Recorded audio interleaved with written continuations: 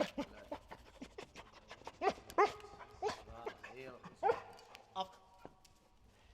chiens ne savent pas rester chez les chiens et puis ils vont passer dans une famille avec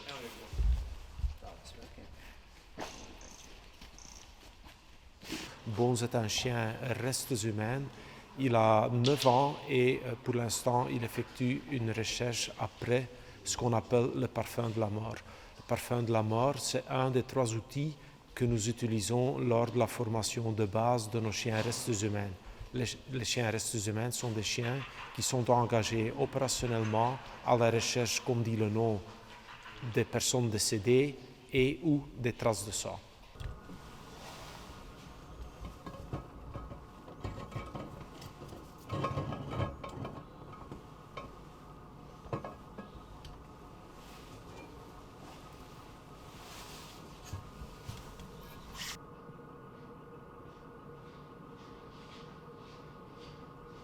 Xan, ça s'appelle. Donc on n'a pas choisi de prendre de l'alcool parce que l'alcool, c'est un peu comme un parfumeur qui développe son parfum. Il va mélanger différents arômes pour développer son parfum. Ici c'est le même principe.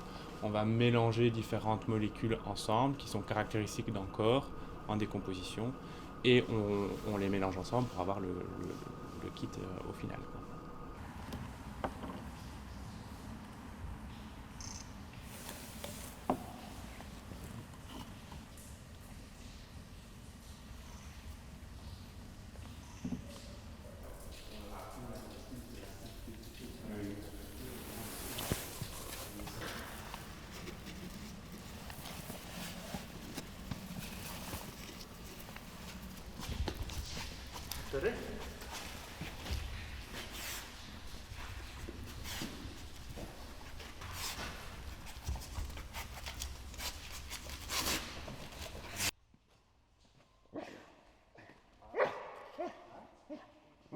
Il s'agit d'un outil supplémentaire, c'est un liquide qui contient 5 composés, le 5 composés le plus fréquent de la décomposition humaine.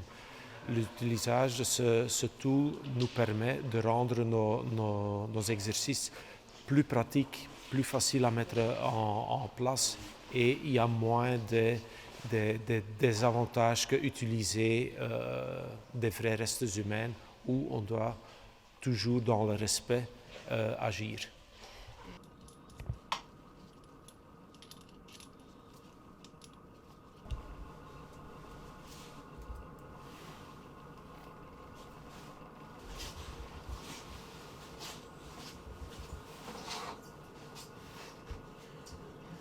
Donc ici le but c'est de caractériser l'odeur d'ossements humains. C'est un stade qui est particulièrement compliqué à caractériser parce qu'il émet peu d'odeur. Et alors le but c'est de sélectionner dans cette odeur des molécules qui vont être spécifiques à l'odeur d'ossements. Comportement de la population, ça c'est le travail dans Criminologue. Et l'autre c'est...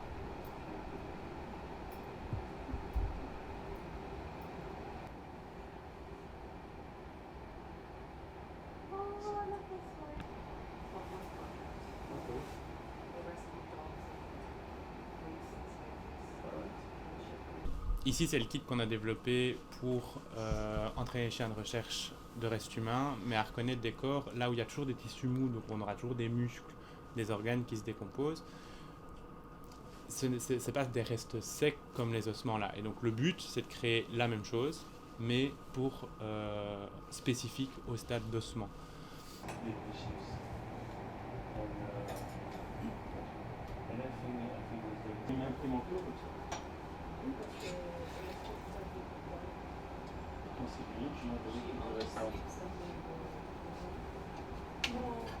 Si un jour on pourrait avoir ce nouveau parfum et les premiers tests sont positifs dans le sens qu'on est optimiste qu'un jour un outil opérationnel sera mis à notre disposition, ça voudrait dire que dans l'engagement des cold cases, on pourrait quand même apporter un plus-value à la demande des enquêteurs dans la recherche des restes humains, mais plutôt les ossements secs.